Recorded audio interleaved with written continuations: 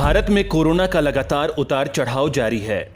बीते 125 दिनों के बाद कोरोना वायरस के सबसे कम 30,093 नए मामले दर्ज किए गए थे, लेकिन बुधवार को एक बार फिर 40,000 से ज्यादा नए केस दर्ज किए गए हैं। ताजा आंकड़ों के मुताबिक पिछले 24 घंटे में 42,015 नए कोरोना केस आए और 3,998 संक्रमितों की जान चली गई है। तो इस दौरान 37,000 लोग कोरोना से ठीक भी हुए हैं, लेकिन 1,040 एक्टिव केस बढ़ गए। तो वहीं रिकवरी रेट बढ़कर 97.32% हो गया है। वैक्सीन की बात करें तो देश में पिछले 24 घंटे में कोरोना वायरस की 31,80,000 वैक्सीन लगाई गई, जिसके बाद कुल वैक्सीनेशन का आंकड़ा 41,52,00,000 हो गया है। हालांकि फिलहाल केरल और महाराष्ट्र में कोरोना संक्रमितों की तादाद बढ़ती जा रही है। केरल में तो एक और व्यक्ति के जीका वायरस से संक्रमित पाए जाने के बाद राज्य में इस संक्रमण के 38 मामले सामने आए हैं।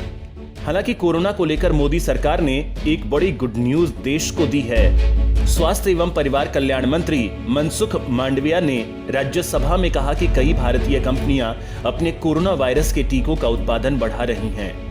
साथ ही उन्होंने इस बात की भी जानकारी दी कि भारत दुनिया में पहला ऐसा देश बन सकता है जिसके पास इस महामारी से बचाव के लिए डीएनए आधारित टीका होगा। बच्चों के लिए जल्द आएगी कोरोना वैक्सीन। बच्चों में भी अब कोरोना के खिलाफ वैक्सीनेशन की उम्मीद बढ़ गई है। न केवल देसी कोवैक्सीन बल्कि विदेशी वैक्सीन की उपलब्धता भी देश में होने वाली है। एम्स के डायरेक्टर डॉक्टर रणदीप गुलेरिया ने जहां एक तरफ कम संक्रमण वाले जिले में स्कूल खोले जाने की बात कही है, वहीं उनका कहना है कि बच्चों का वैक्सीनेशन होने से माता पिता का कॉन्फिडेंस बेहतर होगा।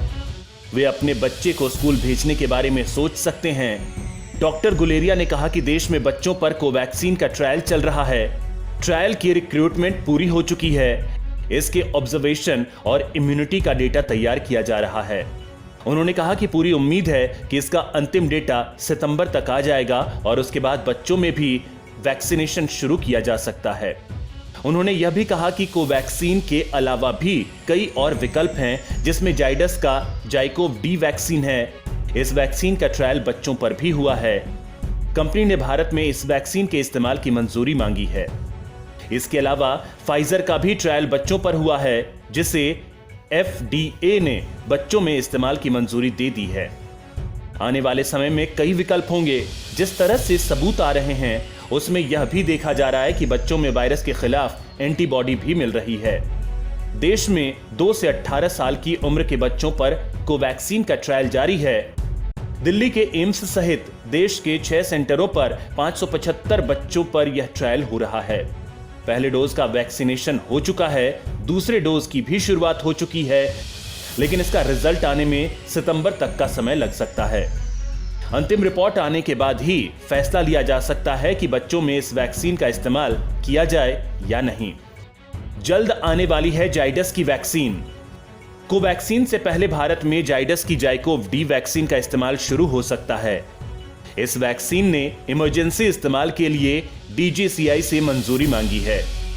उम्मीद जताई जा रही है कि इस वैक्सीन को जल्द इस्तेमाल की अनुमति मिल सकती है, लेकिन इसका ट्रायल 12 से 18 साल के बच्चों पर ही हुआ है, इसलिए बहुत छोटे बच्चों को यह वैक्सीन नहीं दी जा सकती है।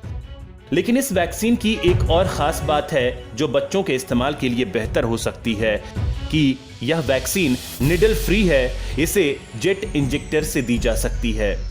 इससे वैक्सीन लेने पर दर्द नहीं होता है, जिससे बच्चे इससे लेने में हिचकेंगे नहीं।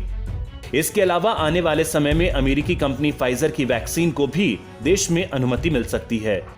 यह mRNA बेस्ड वैक्सीन है, जिसका बच्चों पर भी ट्रायल हुआ है।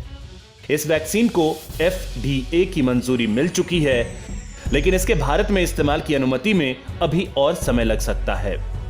भारत में कोरोना के डबल अटैक का मामला। असम की एक महिला डॉक्टर को एक ही समय पर कोरोना वायरस के 2 अलग अलग स्वरूप से संक्रमित पाया गया है, जो कि देश में इस तरह का पहला मामला हो सकता है।